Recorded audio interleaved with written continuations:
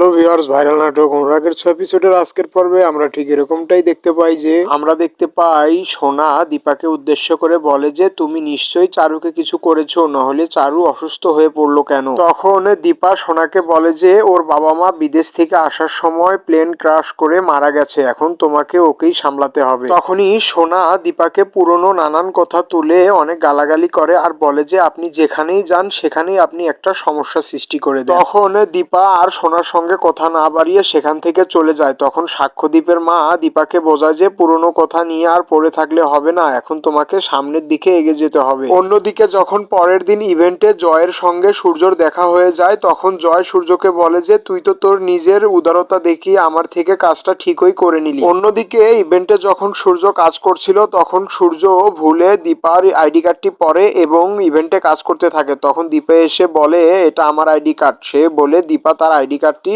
সূর্যের গলা থেকে খুলে নিয়ে যায়। তারপর দীপা ইভেন্টে কাজ করতে করতে দীপার মাথা হঠাৎ করেই ঘুরে যায় এবং পড়ে যেতে ধরে। তখনই সাক্ষ্যদীপ দীপাকে বাঁচিয়ে নেয়। সো ভিউয়ার্স, এই ছিল আজকের অনুরাগের 6 এপিসোডের মূল পর্ব। ভিডিওটি ভালো লাগলে আমাদের চ্যানেলটিকে সাবস্ক্রাইব করে পাশে থাকবেন। ধন্যবাদ।